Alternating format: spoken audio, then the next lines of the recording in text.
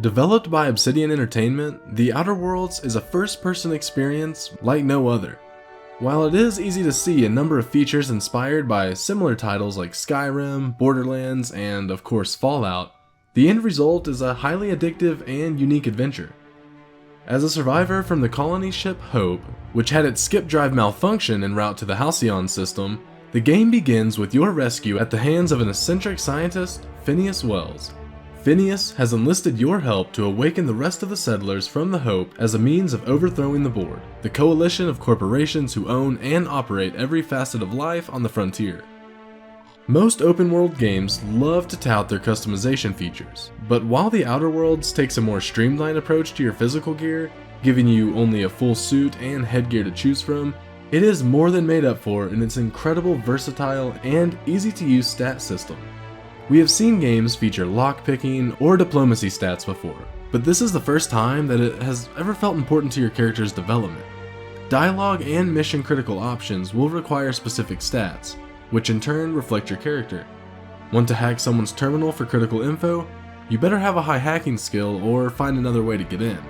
Don't think you can go into that fort guns blazing? If your lockpicking is high enough, you can sneak in the back.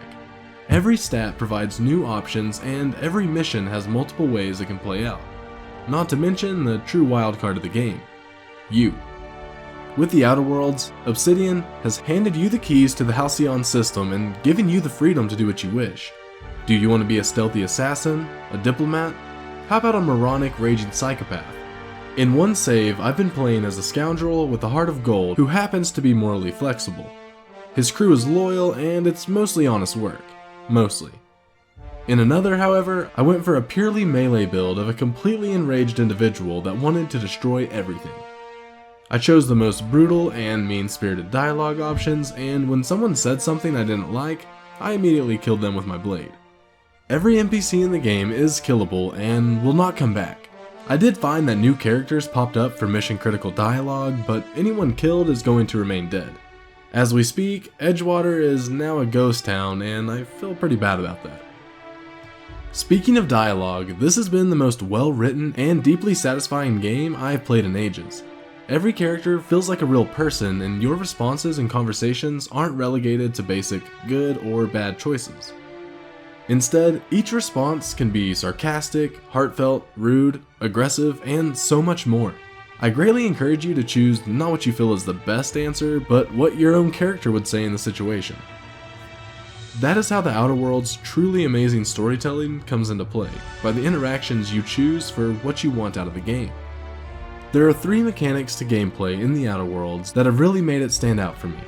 The first is the medical inhaler.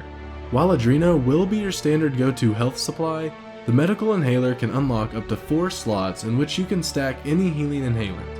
This makes it so that when you use the inhaler, it will use one of each item simultaneously. I currently have mine equipped with Adreno and Ollie Toxifree, which cures all status ailments, but there are plenty of options which can buff your reload or movement speed, damage output, and more. Phineas has also created a holographic imager for you. If you can find a biometric keycard, the holographic imager will disguise you and your allies when in a restricted area. However, it is only good for a limited amount of movement. These are tense moments where you have to be careful and choose your steps wisely. Although if you are caught, you can lie your way out of a situation up to 3 times, and finally, and most simply, you'll have unlimited stamina. Sprint to your heart's content. I am not one to play RPGs with companions, but The Outer Worlds is on another level entirely. The crew you can build each have their own colorful backstory, depth, and individual missions to complete. You'll be able to take on any 2 crew members with you on missions, and their unique skills will add to your own. I needed to repair a broken security bot, but my engineering skill was far too low. Luckily, my absolute favorite companion, Parvati, was with me, and her significant skills with the wrench meant she could fix it for me. When talking to key characters, your companions will chime in and add to the conversation, often acting as a moral compass or offering advice on the situation. While a small addition, it adds so much to building your crew into a family. Companions will even have conversations with one another while wandering around based on the events of the game. The Outer Worlds has options to play it without a crew, but I can't imagine losing these amazing characters. Did I also mention their AI in combat can be adjusted to suit your needs? or that you can walk right through them so you'll never get stuck in a door somewhere. These companions alone make the Outer Worlds a stellar experience.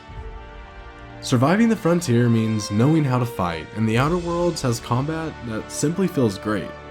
All ranged weapons will use light, heavy, or energy ammo, which you can find in abundance. You'll have 4 slots to equip weapons that range from handgun to shotgun to assault rifle and more. Guns of a similar ammo type will share from that ammo pool, so the smart move is to carry a variety of weapons for each situation. Melee weapons also feature a large selection of options. You can even beat your enemies to death with a shovel if you like. All weapons can be modded and upgraded with elemental attacks in your typical RPG fare. There are hundreds of combinations to choose from to suit your style of gameplay, and freedom of choice really is the name of the game. I love having a plasma pistol and sniper rifle, but maybe you want a minigun and 3 swords. Like the trailer says, you just keep being you. From a technical aspect, the Outer Worlds is clearly gorgeous. Every planet has its own unique biome and plant life filled with rich, vibrant colors. Sometimes, it's easy to just get lost wandering the world and see what there is to uncover. There are some texture or frame rate drops from time to time after a loading screen, but it fixes itself quickly. The polish itself feels better than Fallout 4, yet still a little dated at times. That's not saying it's bad, but gameplay doesn't always line up with what we have seen in the trailers thus far. The Outer Worlds also uses a new hindrance system in which you can develop phobias and other impediments based on the events that take place in exchange for free perk points. These include a fear of robots, being squishy from taking too much damage, and even a fear of heights after surviving a high fall. It's up to you if the reward is worth losing a few stats. The Outer Worlds is a first-person shooter like no other, offering an open-world sandbox in which the entire game is your plaything. I was easily sucked in and didn't want to leave.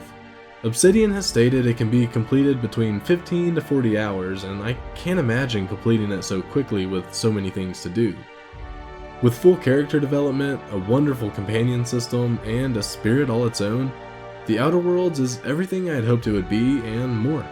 From the excellent writing to the beautiful environments, each new world is vast enough to feel expansive without being desolate and wasted space. The gameplay and combat is fantastic and handles great, with the only downside being its occasional dip in frame rate or issues loading textures. The Outer Worlds fulfills the promise every other RPG makes of putting you in control, and I can't wait to try the game over and over again with different styles and tactics.